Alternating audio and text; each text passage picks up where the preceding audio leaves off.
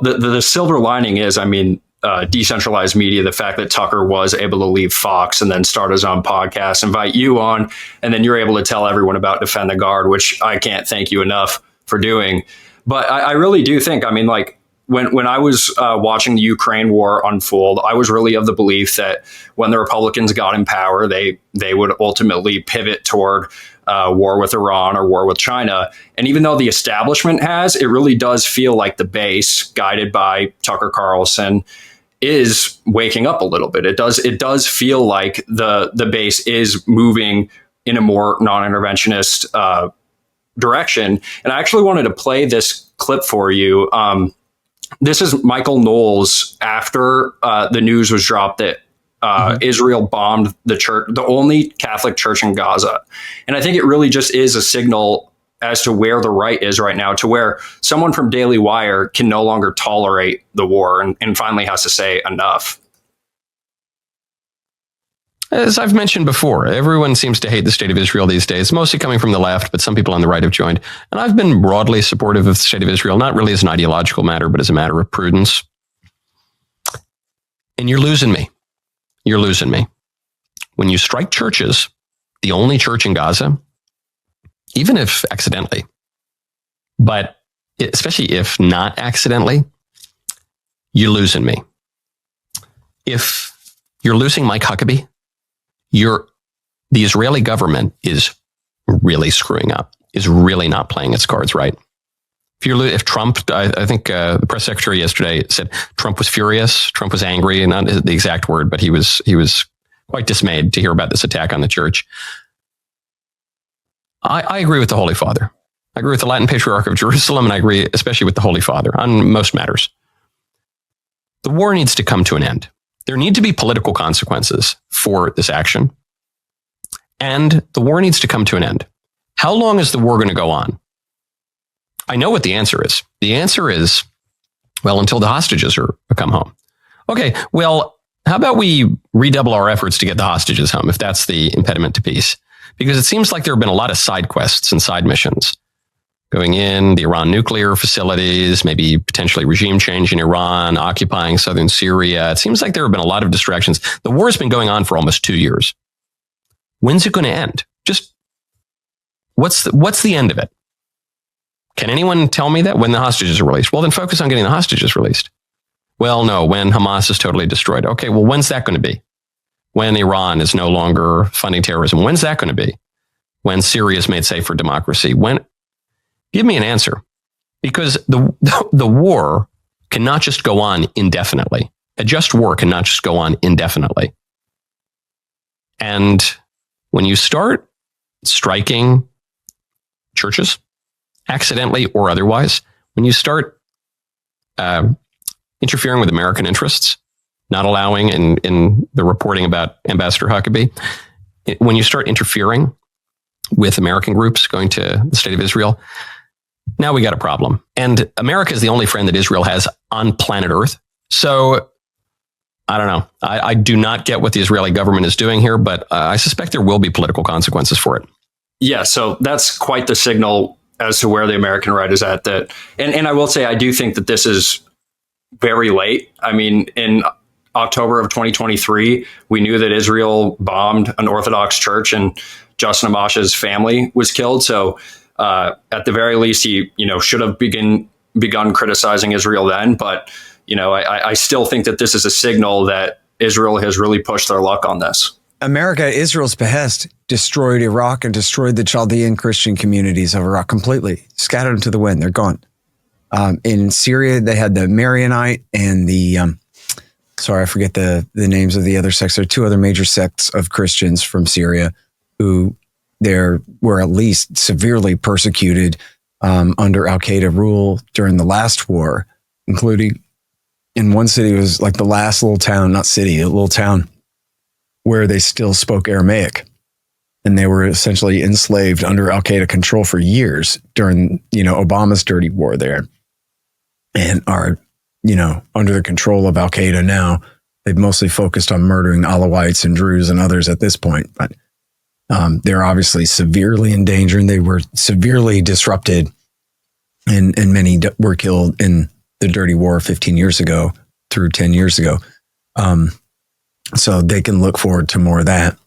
And I think, most Americans probably just imagine that in Palestine or in Israel, that the Christians are on the side of the Israelis and the Israelis are on the side of the Christians, because this is a majority Christian country and we're on Israel's side. Then they just kind of naturally figure that and don't know that actually the Christians there are the Palestinians among the Muslims and are mistreated horribly and occupied and brutalized and killed just the same as the Muslims next to them in the occupied territories.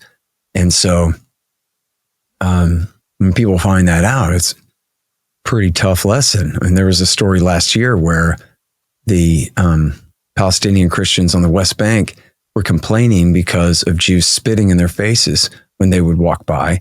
And their defense was, this is our tradition.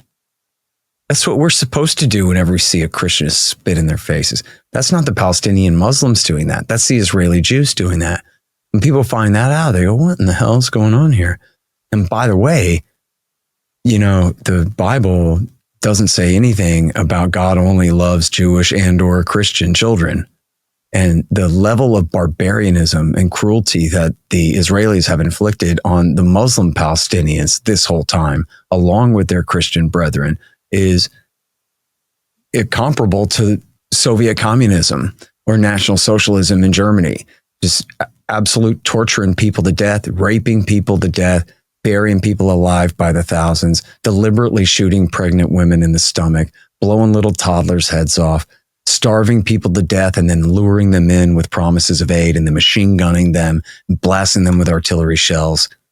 This is the kind of thing that you would expect to hear about the way that they fight war in Bhutan or some godforsaken Oriental culture where Western traditions were never even heard of before, where tribes just wage total war against each other, their men, their women, their children, their elderly, their helpless non-combatants along with the rest of them. And they talk like it too. All you have to do is just pay enough attention and see. So Michael Knowles is right. It's even worse than he knows. They're killing Muslims too. They're killing everybody over there.